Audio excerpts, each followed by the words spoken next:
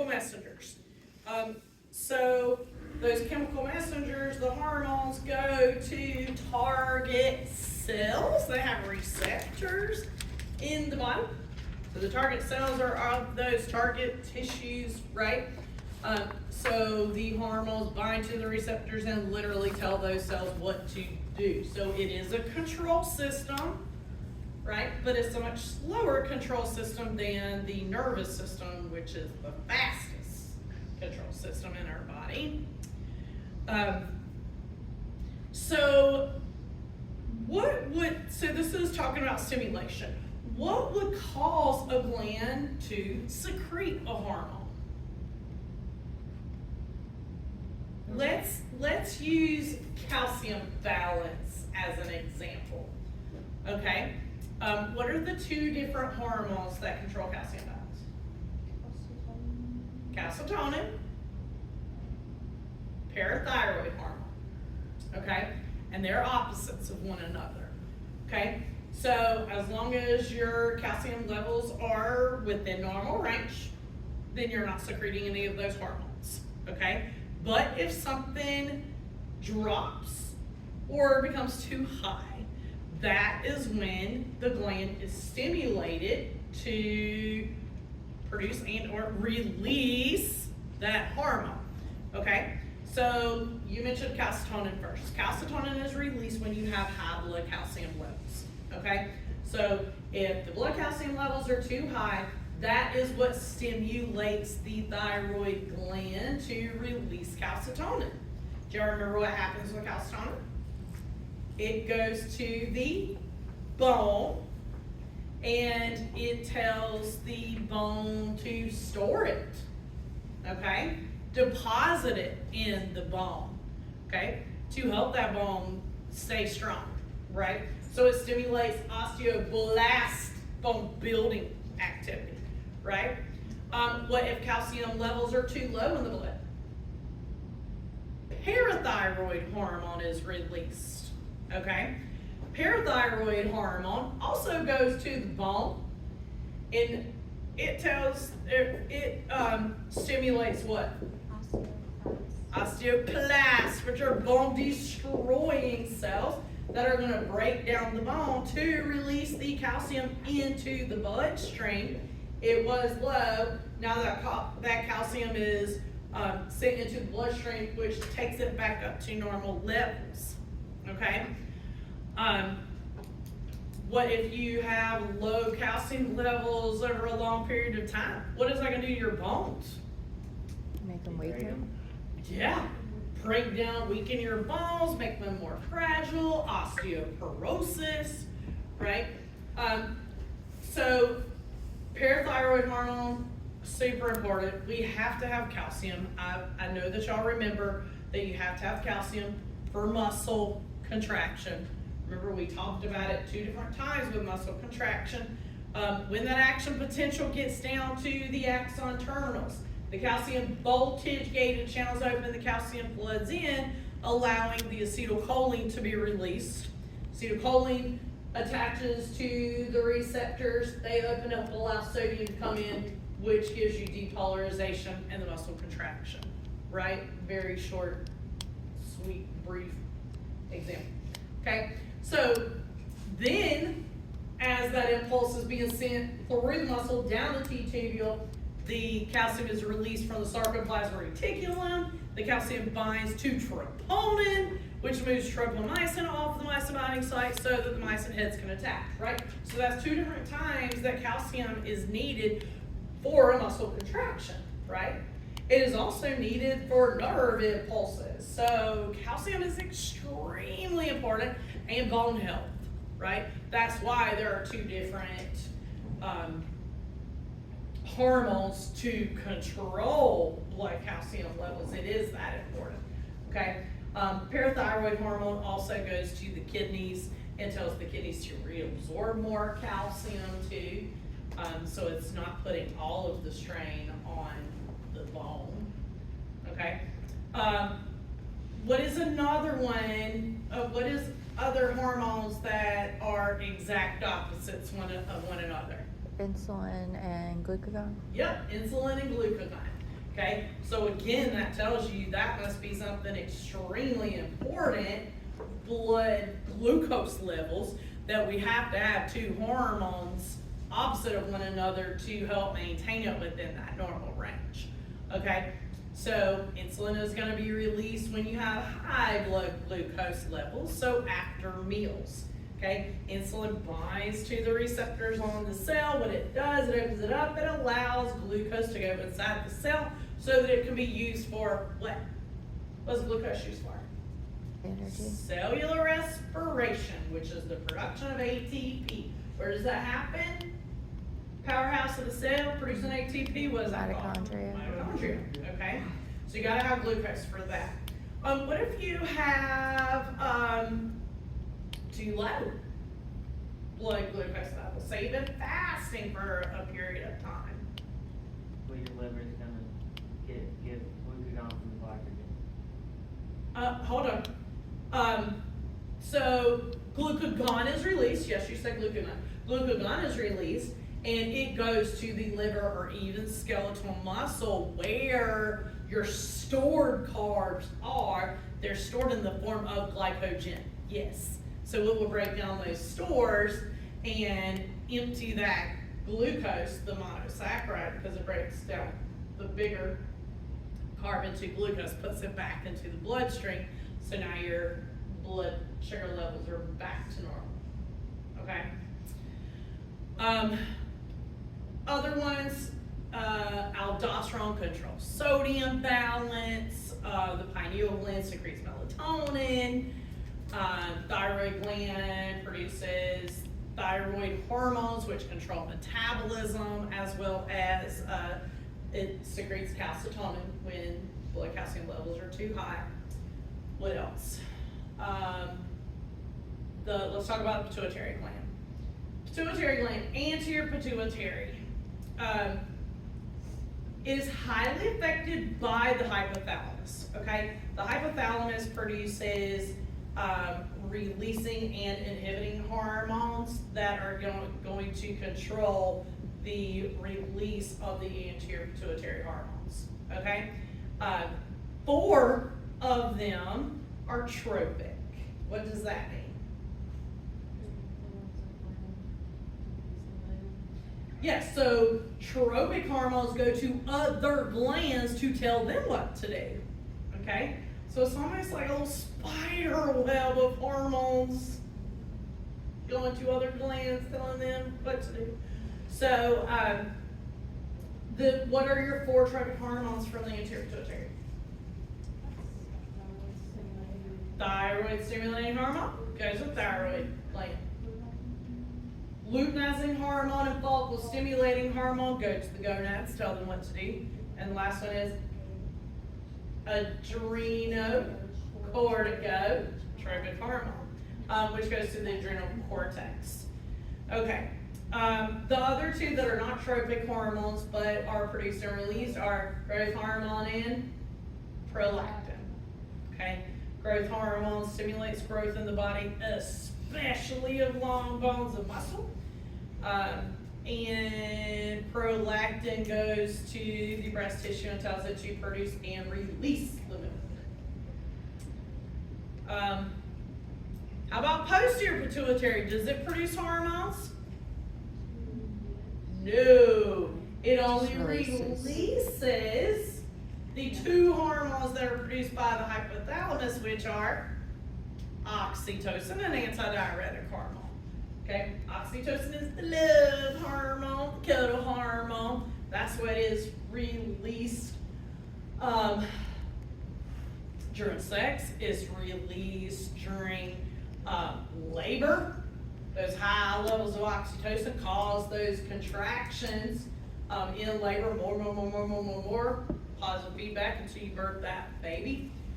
That's why you bond with that baby, and you love that baby for the rest of his life,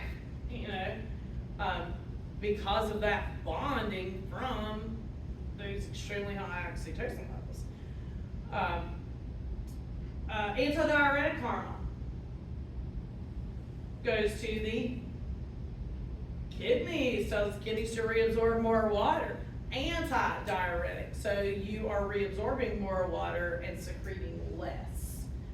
Okay, what else? The adrenal glands. So the adrenal cortex has 3 layers. The outer layer secretes aldosterone, which controls sodium balance.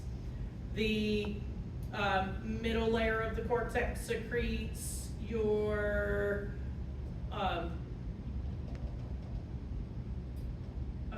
steroid hormones, okay, like cortisol, corticosterone, hydrocortisone, all that stuff. And those also help balance glucose levels. And then the innermost secretes androgens, and that's just the adrenal cortex. Okay, what does the adrenal medulla produce and release? Yep, epinephrine and norepinephrine, which is stimulated by what? Sympathetic nervous system, fight or flight, right. So when they're asking in this first question, understand the ways the endocrine system is stimulated, it can be stimulated by changes in chemicals, right? Like calcium, glucose, sodium, okay? So changes in your normal amounts of those. It can be neurally stimulated. It can be, the glands can be stimulated by other hormones, which are called trophic hormones, right? So different ways of stimulation. Know the hormones produced by the hypothalamus and the pituitary gland, so we already went through that. One more time. The hypothalamus produces releasing and inhibiting hormones that go to the anterior pituitary to tell them when to release their hormones. The hypothalamus also produces oxytocin and antidiuretic hormone, which are released by the posterior pituitary. Okay. The posterior pituitary does not produce its own hormones. Okay. Know the target organs of the hormones. Okay, so where those hormones go. Growth hormone particularly goes to long bones and skeletal muscle, but it goes to all cells for growth, but much more to those 2 things.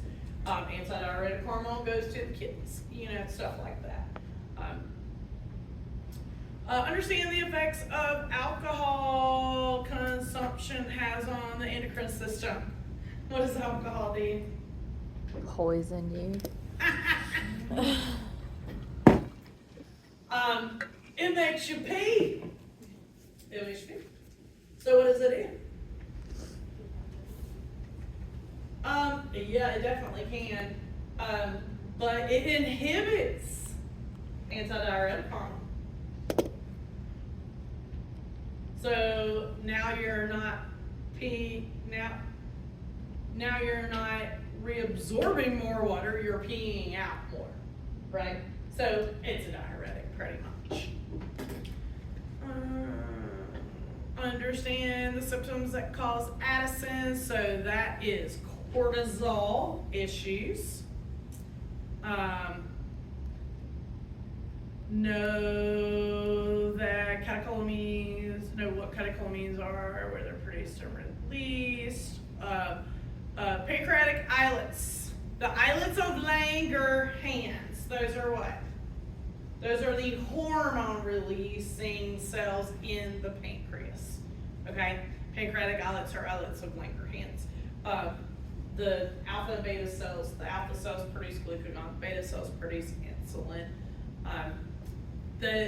In fact, the majority of the pancreas produces enzymes for digestion. Okay, so there's a lot less of the pancreatic islets that produce the hormones than there are the cells that produce the digestive enzymes. Okay, we haven't gotten to the digestive system yet, but we will. What did you say on the hands? Oh, islets of Langerhans. That's just the name of the pancreatic islet. That is the cells that produce the hormones, insulin and glucagon.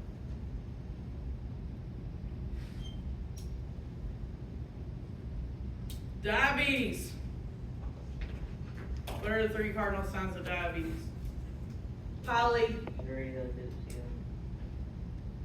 Polyuria means increased urine production. Polydipsia, increased thirst. Polyphagia, increased hunger. You know, phage means to eat, right?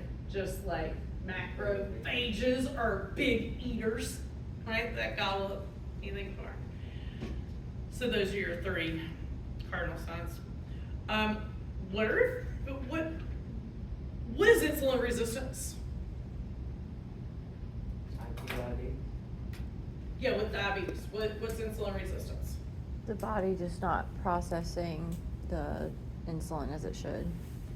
So, you could have a problem with the pancreas that you're not secreting enough insulin, but with insulin resistance, it's more of a fact that your cells are not responding to the insulin, okay? So, the cells have to respond. The insulin has to bind to those receptors to open it up and allow the glucose to go in, right? If you don't have enough receptors, like downregulation, if the cells are like, oh my God, there is so much insulin in my system circulating that it gets tired of it, right? Then it can downregulate and you can have less receptors on the outside of cells. So if you have less receptors, you have less binding of that hormone to the receptors. Now you have less glucose going in, right? So you end up with too high glucose levels because the insulin isn't functioning as well as it should to get the glucose into the cells where it's needed. Does that make sense? What are some of the symptoms of diabetes? I mean, we said those 3 things, the polydipsia, polyphagia, polyuria. What else? What are some of the things that are terrible that happen over time? Bad circulation. Neuropathy. Neuropathy. You can even go blind. Changes in the eyes. I had a patient like that. He's in his 20s and he's been homeless like most of his life, but he has diabetic glaucoma. I've taken him all the way to, it was either Athens or Augusta, but they had some specialty procedure they could do to kind of help with the pain that it was causing, but he pretty much has no eyesight. Oh, Yeah. it's terrible. My husband works with a guy that is blind in one eye from diabetes, but he doesn't control it. My cousin's the same way. He does not control it. Like, he's like, you wouldn't believe, he spends like $10 a day in the vending machine. And you know you don't get anything good out of the vending machine. All right.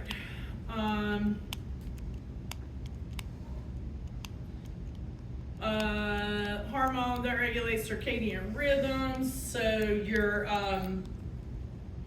melatonin controls cycles. So sleep cycles, circadian rhythm, sleep and wake cycles. When is melatonin produced? When it's dark, right? I think I told y'all this, but 3 hours before bed is the 3-2-1 rule. 3 hours before bed, you should stop eating. 2 hours before bed, you should stop working. 1 hour before bed, you should stop with all screen time. I knew I'd read it in the past, and I decided that I was gonna read this book again because it's very, it's really good, and, you know, anyway, I could use a little boost in my motivation sometimes, but I read it again. I was like, that's the book that came from. So it's so true though, because If you don't turn off the lights and the screens, then your body is not gonna release the melatonin and it's gonna take you longer to go to sleep. Okay. What's normal blood pH? 7.35 to 7.45. If it drops below 7.35, that is called an acidosis. If it goes above 7.45, that is called an alkalosis. Basic and alkaline are the same thing, so an alkalosis. What two systems of our body control pH? Yep, urinary and that's urinary is renal and respiratory. Okay, very quick. So the lungs blow off carbon dioxide, right? Carbon dioxide is acidic. So if our blood becomes too acidic, the very first thing that's gonna happen is an increase in respiratory rate to blow off more acidic CO2, super fast. It is the fastest. If our blood becomes too basic, our respiratory rate slows down to hang on to some of that acidic CO2, okay? The kidneys, they can also help, but it's a much slower process, right? So if your blood becomes too acidic, your kidneys can secrete hydrogen ions, which are acidic, or they can reabsorb bicarbonate ions, which are basic. If your blood becomes too basic, your kidneys can secrete the basic bicarbonate ions, reabsorb more hydrogen ions, okay? What happens if there's a problem with one of those systems? The other one's gonna have to work overtime. Yeah, the other one is gonna fix the problem. That is called compensation, okay? The other one compensates. What if you have kidney problems and lung problems? You're in the hospital. Yep. And that is exactly what I was gonna say. You are probably in the hospital being monitored very closely. Or you're just screwed, seriously.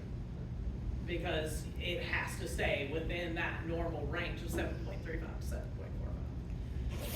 7.45. Know what the blood protein is important for maintaining osmotic pressure. Okay, let me tell you the difference in hydrostatic and osmotic pressure. If this is my vessel, hydrostatic pressure is pushing out. Okay, pushing out.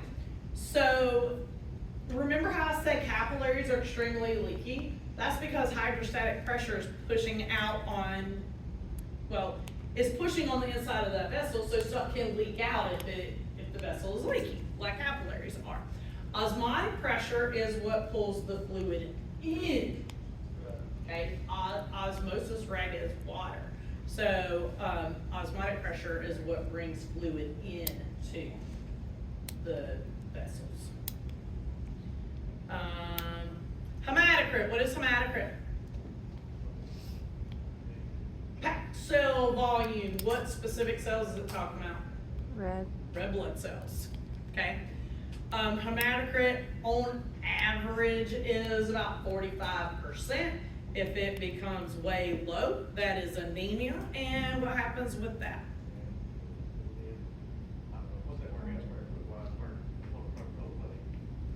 Decrease oxygen carrying capacity, right? If you have less blood cells, you're gonna have less oxygen being carried, right? That's anemia. Different types of white blood cells. Did I tell you never let my engine blow? 60, 38, 20. Okay, that is them in order of highest amount to lowest amount. Neutrophils are the highest amount, approximately 60%. They have a multi-lobe nucleus. They have red and blue granules in their cytoplasm, so they are granulocytes. They are phagocytes, meaning that they gobble up anything foreign. Neutrophils are neutral because of the red and blue staining granules. Red's acidic, blue's basic. You have equal amounts, that's neutral, okay? Neutrophils, so red and blue granules. Lymphocytes are next. They are the smallest of the white blood cells. They are agranulocytes. They have a nucleus that is almost as big as the whole cell. I said they were the smallest. Those are the ones that are your T lymphocytes, your B lymphocytes.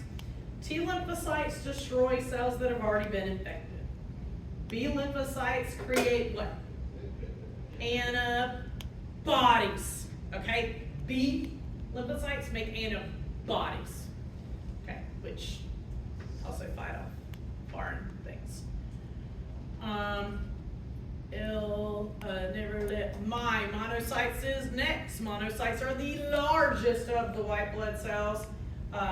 They have a U-shaped or kidney bean-shaped nucleus. They are agranulocytes.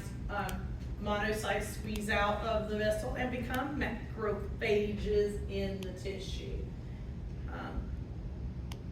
E is eosinophils. Eosinophils are increased with parasite infections, so they kill parasites, and they increase with allergens. They have red staining granules and a bilobed nucleus. And the last one is basophils. They have blue and purple granules. They look so purple, so purple. You can't mistake them. They are the least numerous of all of the white blood cells, so their job is just to call other white blood cells over to the area to help them out. When they squeeze out of the vessels, they are called mast cells. Okay?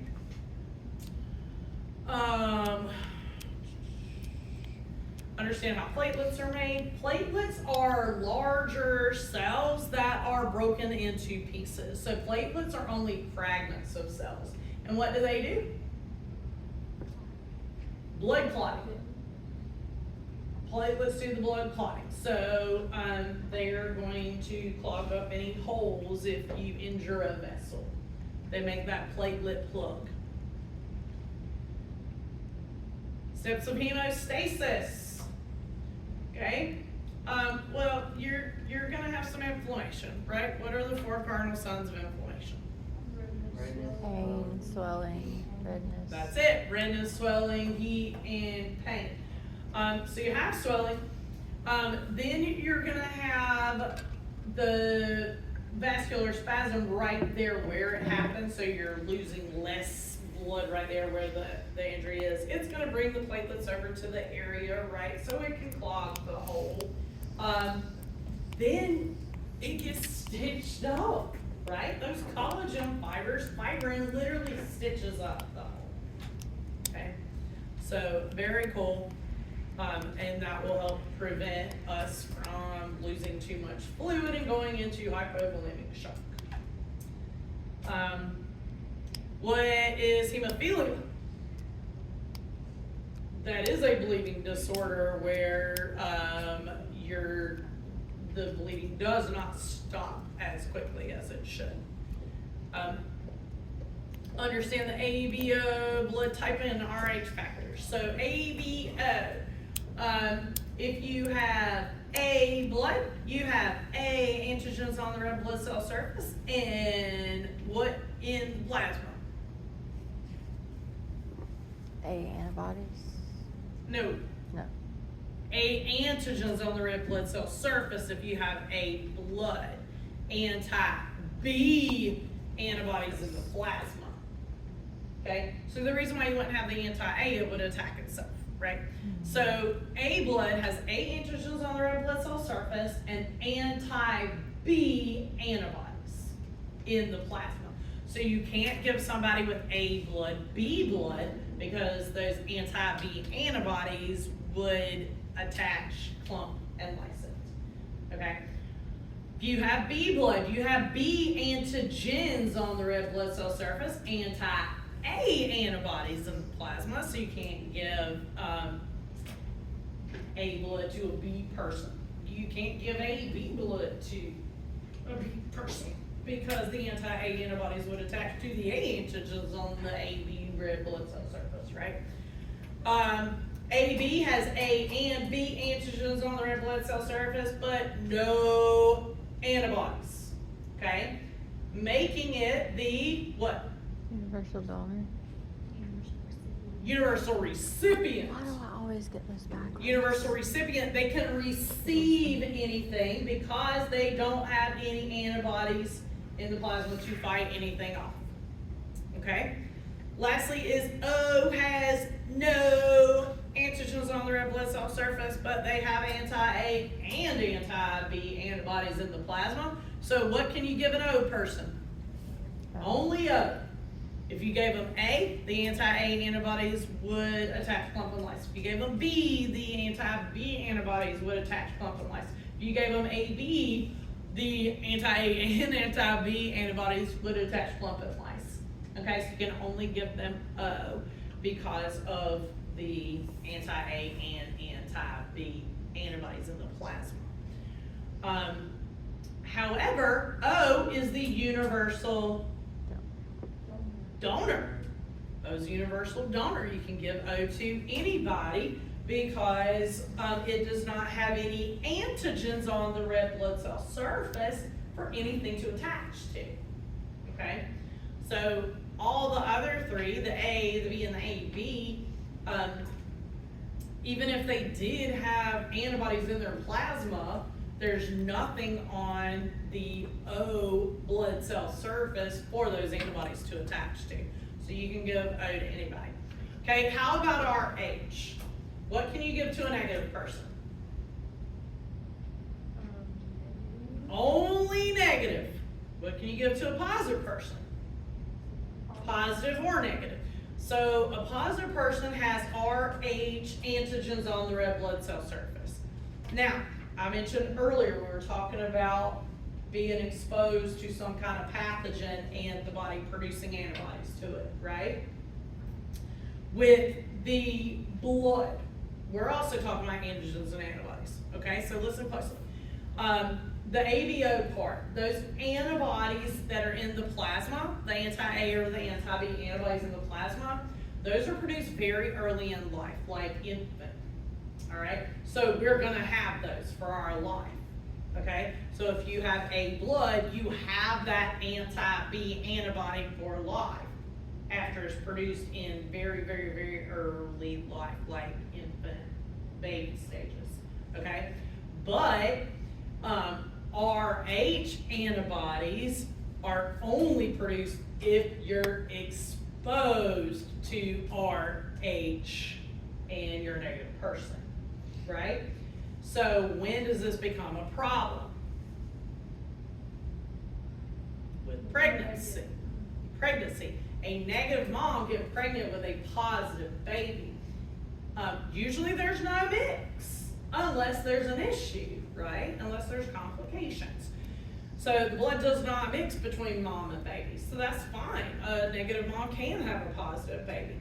But if the blood does mix, now the negative mom is exposed to the RH antigen, so mom is going to produce the antibodies to it, okay? So usually no problem with the first baby. When is the problem? With the second. Second, third, fourth, fifth, whatever, if the mom's body produced the anti-RH antibody. Are you with me? So the anti-RH antibody is only produced if a negative person is exposed to positive blood, right? So it's different than the antibodies already being in the plasma for the anti-A and anti-B. Do y'all follow me here? The anti-RH antibody is only produced if you're exposed to that positive blood and you're a negative person. So if it does mix and the negative mom produces the anti-RH antibody, then it could attack a second positive baby. But they have figured that out, and now they give negative moms the RhoGAM shot, which will prevent the negative mom from producing the anti-RH antibody. Okay, so they can continue to have positive babies if they want. Okay? Chambers of the heart. Let's do the blood flow really quick. Want to? You want to stand up and do it real fast? Y'all know this. Okay. What we start with? Superior. Superior and inferior vena cava. Right side. Right. Yep. Right side. Right. Everybody on the right. Superior and inferior vena cava. Were you here when we did this in lab? Okay, follow me. She was. Oh, okay. Superior and inferior vena cava. Bring deoxygenated blood to the right atrium. Right atrium. And then the blood goes from the right atrium into the right ventricle through the tricuspid valve, because you try before you buy. Okay? Tricuspid valve into the right ventricle. Then up through pulmonary semilunar valve, up the pulmonary trunk.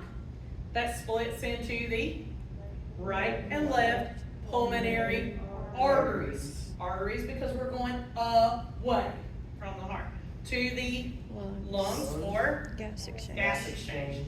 Now what kind of blood do we have? Oxygenated. That is going to come back to the heart via the two right, two left pulmonary veins. Why are they veins? Because they're going back to the heart. Okay, into the left atrium through the bicuspid valve. Why? Because you try before you buy. Tricuspid on the right, bicuspid on the left. Okay, bicuspid valve into the left ventricle. Up through aortic semilunar valve. Up. Ace in the aorta, arch of the aorta, then to the whole body for Gas exchange. gas exchange. Now what kind of blood do we have? Deoxygenated. Deoxygenated. That's going to come back to the heart via the superior and inferior vena cava. Okay? Good. So that was the chambers, all the valves. So we talked about the valves. How do valves work? What do they do?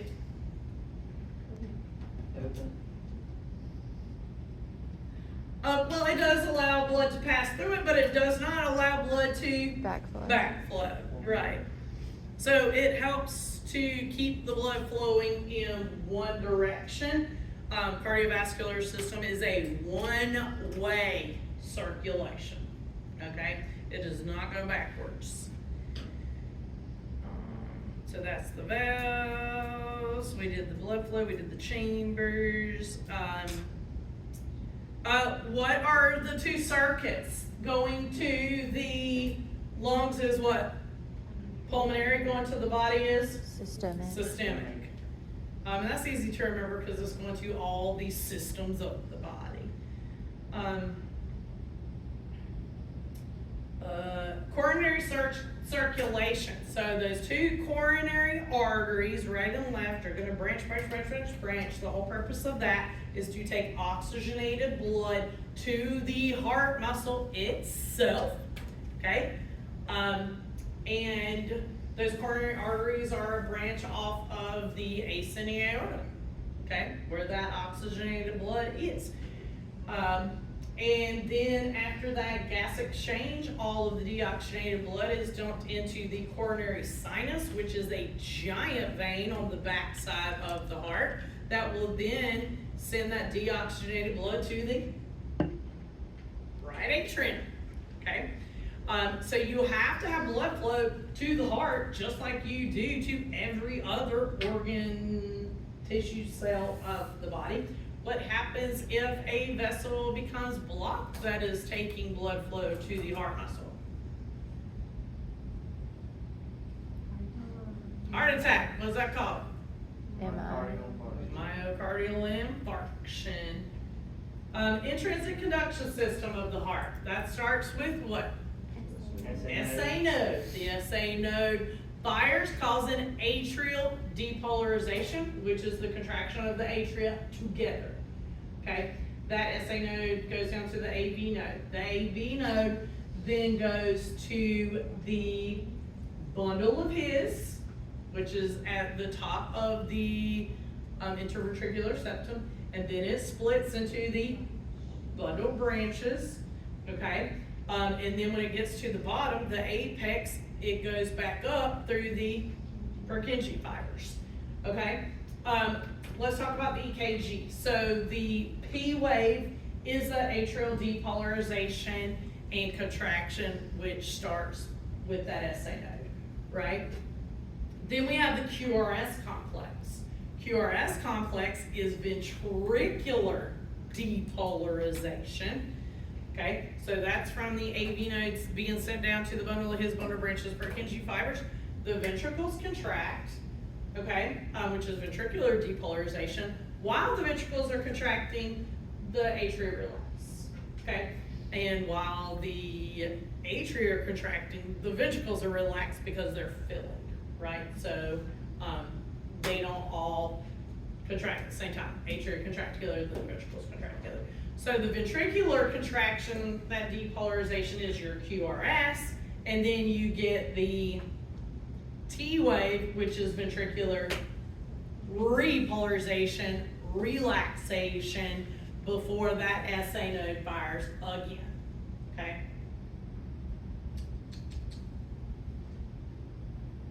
So that's your EKG, heart contraction and relaxation, straight volume cardiac output.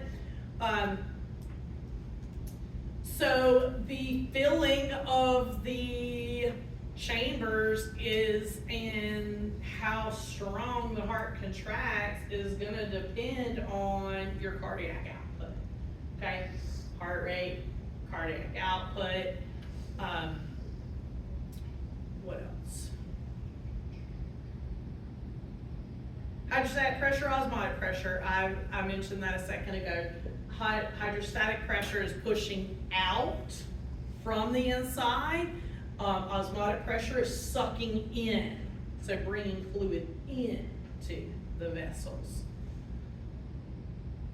Blood flow through the cardiovascular system, that would be from we can start at the aorta, which branches into arteries, which branch into arterioles, which branch into the smallest capillaries. Which, what happens there? Gas exchange. Yes, not only gas exchange though, excuse me, yeah, nutrients and waste are exchanged as well, because capillaries are one cellular thing. So it's perfect for diffusion of gases, nutrients, waste, all that.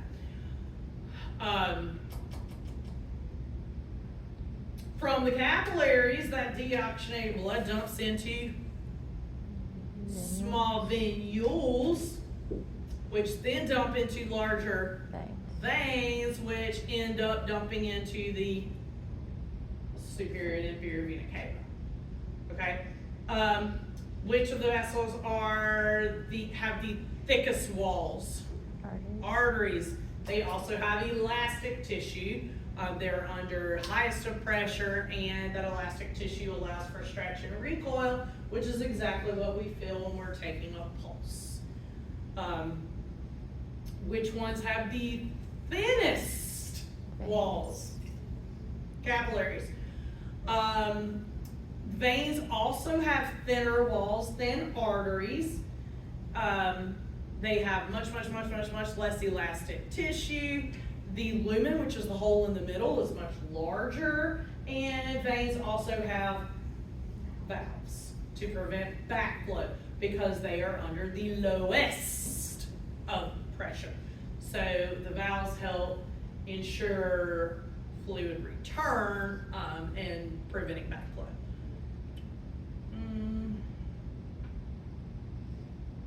Heart cells, lub dub, lub dub, lub dub. Lub is AV valves, dub is semilunar valves. Closing. Sympathetic versus parasympathetic on cardiac output. Sympathetic is what? Fight or flight. What does that do to heart rate? Increase. Parasympathetic is resting and digesting, and what does that do to heart rate? Slows it down. Decrease heart rate. And antigen is what will cause a reaction of an antibody, right? That's what the antibodies would attach to. And we talked about that with blood, right? The antigens being in the plasma, and that is why it's so important to give somebody a type of blood that they're not going to reject, right? So the whole ABO and RH stuff is important because of those antigens and antibodies. Know where lymph comes from.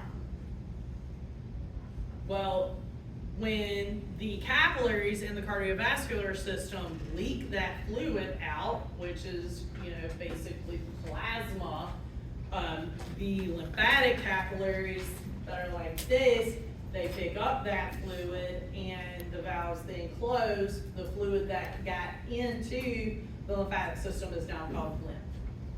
Okay? So it comes from the capillaries.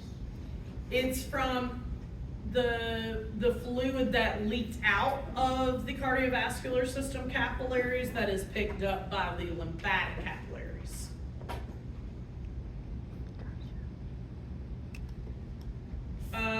The right and left lymphatic ducts. We haven't talked about this really. Two ducts. You have the thoracic duct. The thoracic duct drains both legs, the whole pelvic cavity, and the left side from there up. So left abdominal, left thoracic, left head and neck and arm. The right lymphatic duct only drains the right abdominal, thoracic cavity, right head, neck, and right arm. We'll watch that video. Watch the lymphatic video. And we already talked about diabetes. Oh, this is type 1. Type 1 diabetes is from what?